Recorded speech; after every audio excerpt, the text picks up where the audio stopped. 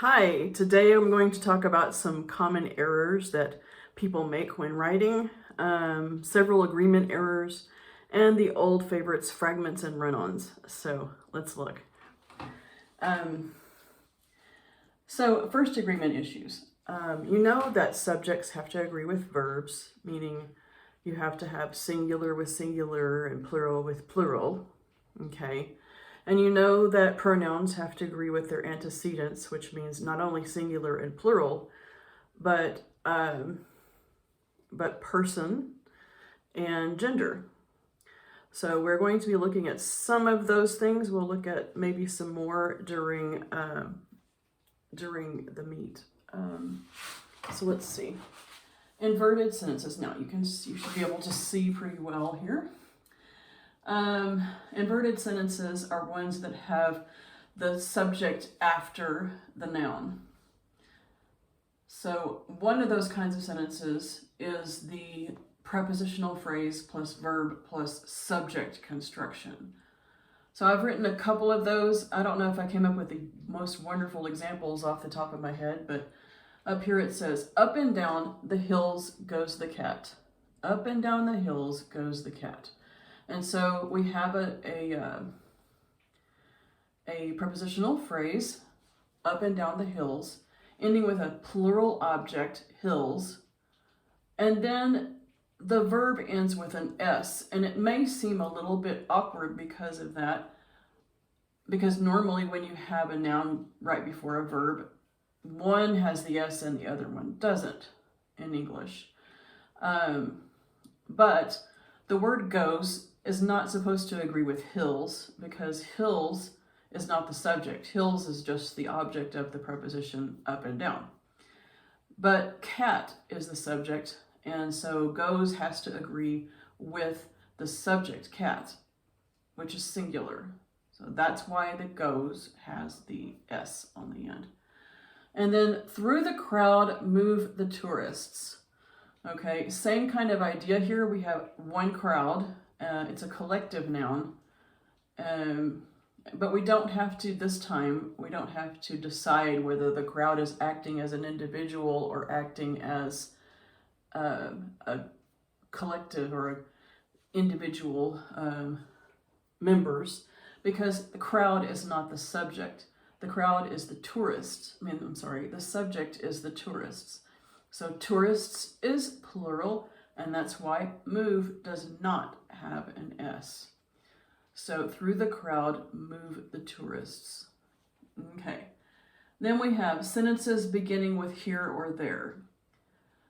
These oftentimes people think that here or there is the subject, but actually here and there are adverbs. And the subject comes at the end. So here are the children. Children is the subject of the sentence, and so that's why the word are is there rather than the word is, because are agrees with the plural noun children. And then there is nothing left. Nothing is a singular pronoun. You can think of no thing, but there is nothing left. So is agrees with the singular pronoun nothing. And then some questions. Some questions are written with the inverted order. Where is the hotel?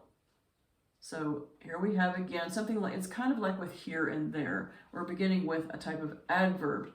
This is an interrogative adverb. And so we have to look elsewhere for the subject of that sentence. And the subject is hotel. Hotel is singular. That's why we're using the word is. But then what are their names? And so now we have names as being the subject. And so the pronoun there obviously is going to agree with that and be plural. And also the verb are is not going to be changed to is because names is plural and names is the subject of that question. Another issue that is often found in agreement is with special subjects, and it's sort of a category of a mishmash of things. But first, we have collective nouns. collective nouns such as family and band. Oftentimes we use singular form of verbs with the collective nouns, but in this first sentence, the collective noun, the group is acting as individuals, or the group are acting as individuals. The family are going to their rooms.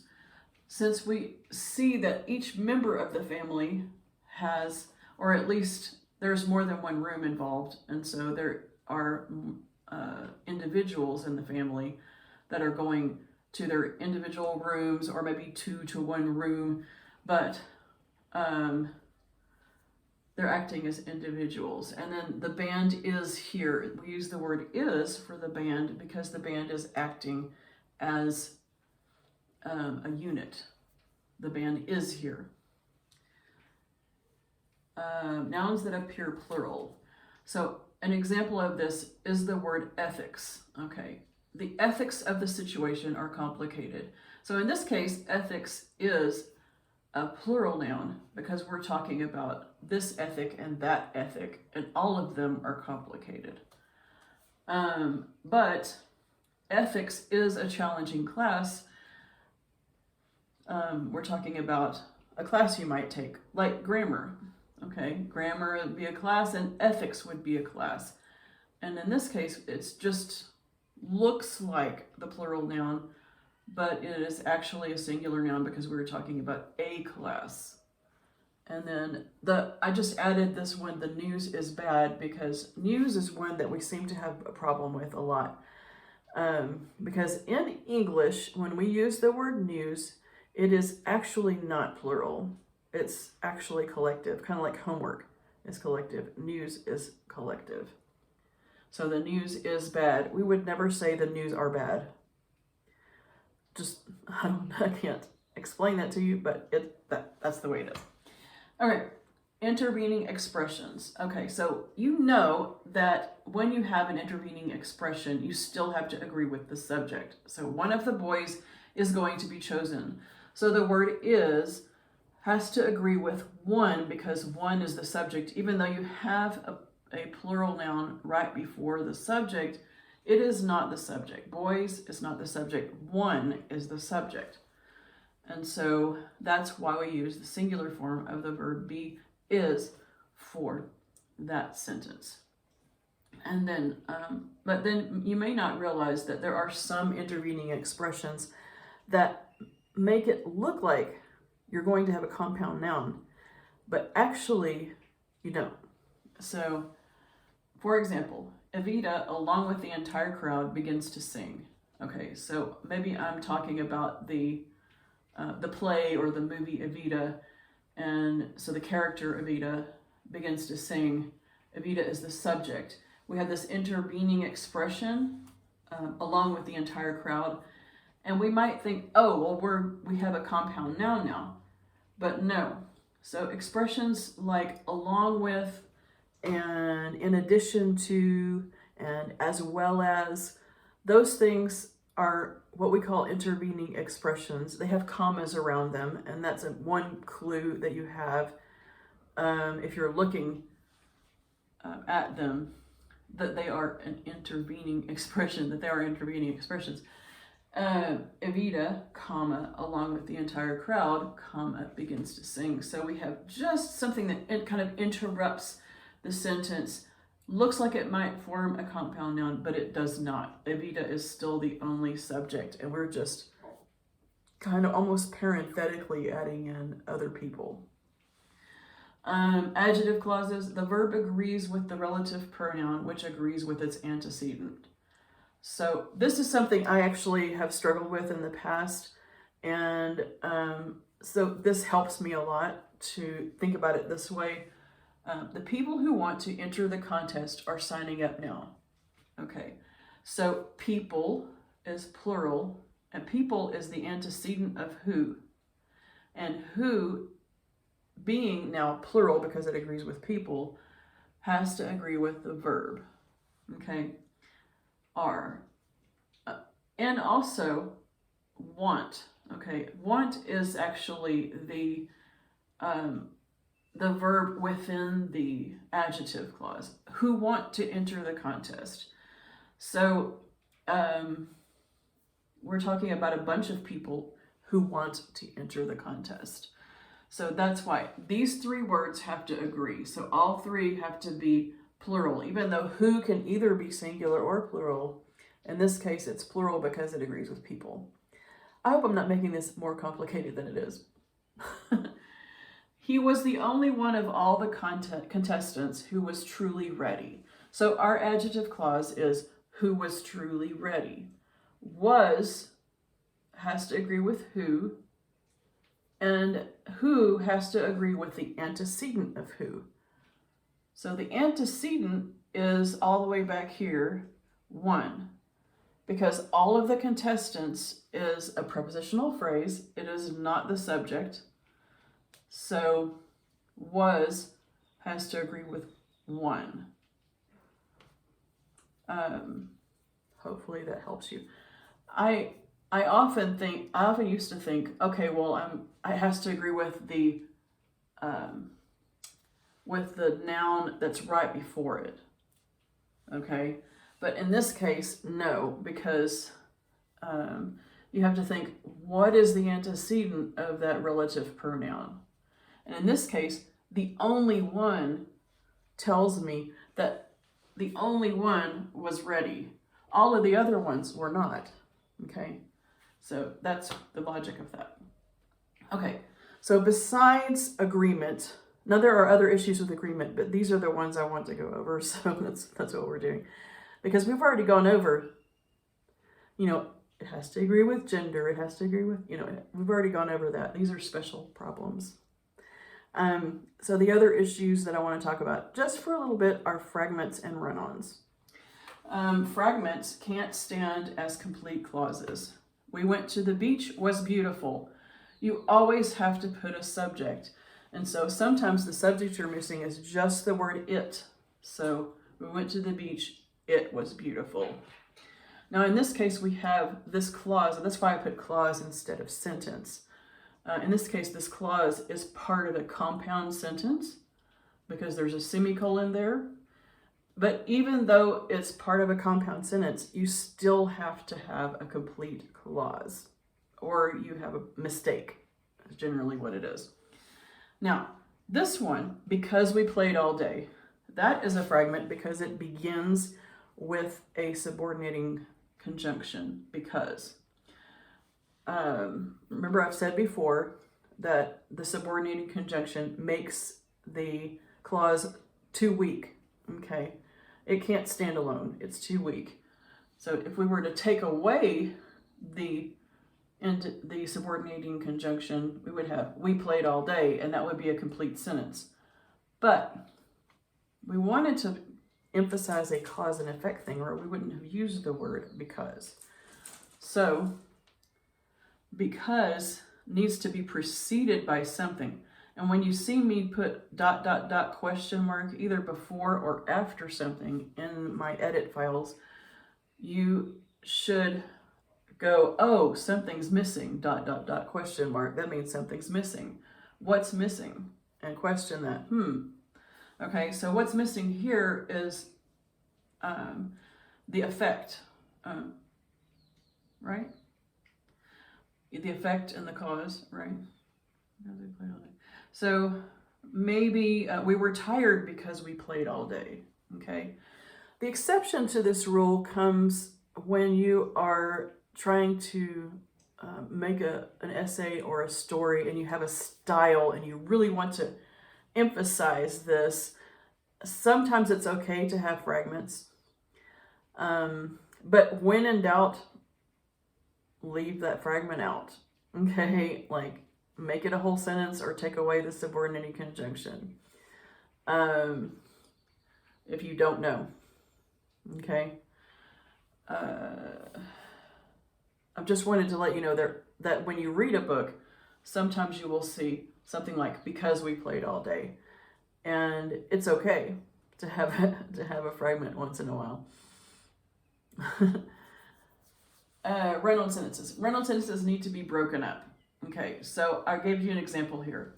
And you can see here where it says R/O, and by now you should know when I write R/O, that means you have a run-on sentence. And usually I'll draw an arrow, or I'll write a little, like, looks like a parenthesis there. A parenthesis is actually the singular form of parentheses. I woke up early today. The sun hadn't risen yet. Then I washed my face and thought about the exam I was about to take. Everyone had told me it wouldn't be hard. I didn't know. And so here we have the prime example of why many of you do run-on sentences. And that's because you are having a continuing thought. But I've said it before, and I will say it again. That is why we have paragraphs. Paragraphs are for collecting sentences and thoughts and putting them together in one place. So you can still break up this run-on sentence, and it's okay because it's all part of one paragraph. So I would do it like this. I woke up early today, period. The sun hadn't risen yet, period. Then I washed my face and thought about the exam I was about to take, period. Everyone had told me it wouldn't be hard. Semicolon, maybe, I didn't know. Or everyone had told me it wouldn't be hard, comma, but I didn't know. So in this sentence, we have several things, ways that you do. I think 3 ways that you do these run-on sentences. One of them, probably the most common one, is to put commas where there should be periods or semicolons or at least conjunctions or something, but you just put a comma, and that is not enough. And I've told you this since you were in 6th grade. Period here. I also want to think about the style, that the rhythm I want. Okay, so I woke up early today and the sun hadn't risen yet. Okay, that's another way to fix it. I could put an and after that comma. But if I really wanted to have a rhythm of I woke up early today, the sun hadn't risen yet, like a slower rhythm, then I would put a period there. Many people think then is enough to join clauses. So the sun hadn't risen yet, then I washed my face. But it's not. Then is not a conjunction. Then is just an adverb. And so you still need to either have a period here or a coordinating conjunction, or you could take away the then and have a period or a coordinating conjunction. So I had not risen yet, comma, and then I washed my face. But that doesn't sound right because I had not risen yet, and then the sun had not risen yet, and then I washed my face. It's the two really don't follow each other. You're talking about the word then goes with I woke up early today, okay, but it doesn't go with the sun hadn't risen yet. So that could be a little bit confusing.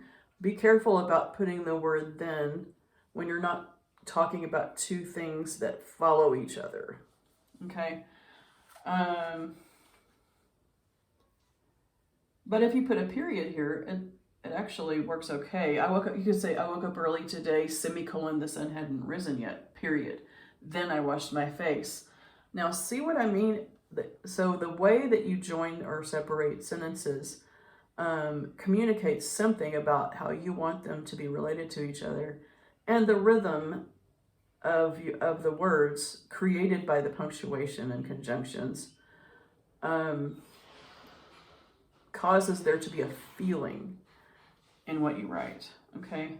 So, and thought about the exam, that's fine, because you have a compound predicate. I washed my face and thought about the exam, that's fine.